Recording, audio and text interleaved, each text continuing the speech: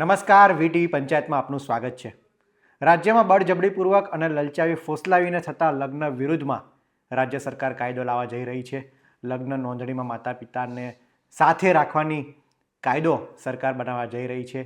ત્યારે આ જ મામલે આજે વિધાનસભામાં ચર્ચા થઈ હતી। નાયબ મુખ્યમંત્રી હર્ષ સંઘવીએ કહ્યું હતું કે જે ગામમાં એક પણ મુસ્લિમ પરિવાર ના હોય અને કોઈ પણ મસ્જિદ ના હોય તેવા સ્થાને ઘણા બધા નિકાહના સર્ટિફિકેટો બને છે। આ બધા કાયદા કડક કરવા માટે હવે લગ્ન નોંધણીના નિયમો કડક થવા જઈ રહ્યા છે। આ જ માટે સરકારે નવી સૂચિત લગ્ન નોંધણીની વિગતવાર યાદી જાહેર કરી છે। આ યાદીમાં શું છે તેના વિશે વાત કરીએ। સૂચિત નવી લગ્ન નોંધણી પદ્ધતિની વાત કરીએ તો આમાં સૌ પ્રથમ બંને પક્ષકારો અને બંને સાક્ષીઓની સહીથી રજૂ કરવાની રહેશે। અરજી કાયદેસર રીતે નોટરાઇઝ કરીને રજૂ કરવાની રહેશે અને તેમની સાથે બંને પક્ષ એટલે કે વર અને કન્યા બંને પક્ષ દ્વારા કેન્દ્ર સરકાર કે રાજ્ય સરકાર દ્વારા આપવામાં આવતા ઓળખના પુરાવા જેવા કે ડ્રાઇવિંગ લાઇસન્સ, પાસપોર્ટ, ફોટો, ઓળખપત્ર આપવાના રહેશે। ત્યારબાદ બીજા સ્ટેપની વાત કરીએ તો સરકારશ્રી દ્વારા દરેક લગ્ન નોંધણી જે તે હુકુમત ધરાવતા આસિસ્ટન્ટ રજિસ્ટ્રાર સમક્ષ રજૂ કરવામાં આવશે અને આ લગ્ન નોંધણી અરજીનો નમૂનો આઈ મુજબ વિગતો અને દસ્તાવેજો સાથે રજૂ કરવાના રહેશે। આ વિગતો અને દસ્તાવેજને પુરાવાની વાત કરીએ તો વર વધુ અને સાક્ષીઓના આધાર કાર્ડ, વર વધુએ જન્મનું પ્રમાણપત્ર કે શાળા છોડ્યાનું પ્રમાણપત્ર આપવાનું રહેશે। લગ્નની કંકોત્રી કે આમંત્રણ પત્રિકા આપવાની રહેશે।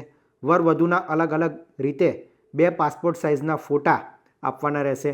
વર વધુનો લગ્ન વિધિ દર્શાવતો લગ્ન સમયનો ફોટોગ્રાફ્સ આપવાનો રહેશે। સાક્ષીઓના તાજેતરના 2 પાસપોર્ટ સાઇઝના ફોટા આપવાના રહેશે।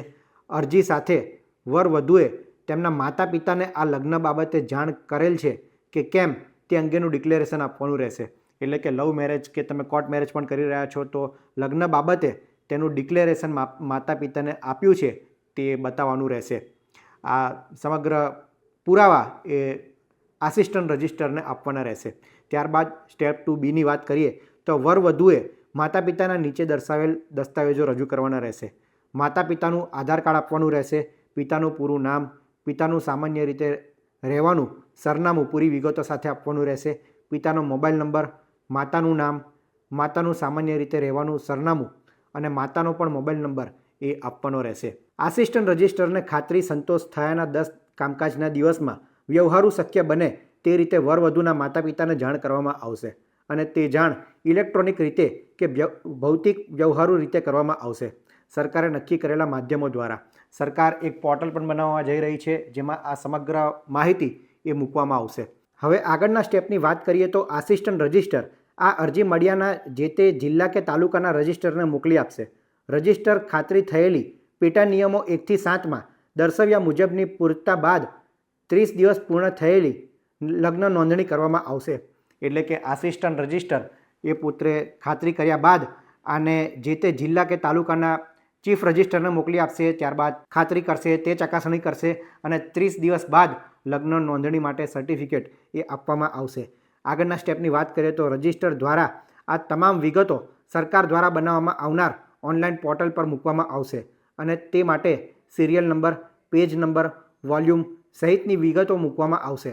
ઉપરોક્ત કાર્યવાહી પૂર્ણ થયેની રજિસ્ટર દ્વારા લગ્ન નોંધણીનું પ્રમાણપત્ર ફોર્મ 2 મુજબ તૈયાર કરવામાં આવશે અને આ પ્રમાણપત્ર વ્યક્તિગત રીતે કે પોસ્ટ દ્વારા પક્ષકારોને પહોંચાડવામાં આવશે। આમ જે લગ્નની નોંધણી માટેના નિયમો છે તે વધુ કડક બનાવવામાં આવશે। માતા પિતાને પણ જે લગ્ન કરે છે, ભાગીને લગ્ન કરે છે કે કોર્ટ મેરેજ કરશે તેની જાણ માતા પિતાને કરવામાં આવશે। જ્યારે લગ્ન નોંધણી માટે વર અને કન્યા એ બંને કોર્ટમાં જશે અને અધિકારીઓ પાસે જશે તો અધિકારી તેમની પાસે પુરાવા માગશે અને આ પુરાવા બાદ તેઓ અધિકારી એ માતા પિતાને જાણ કરશે।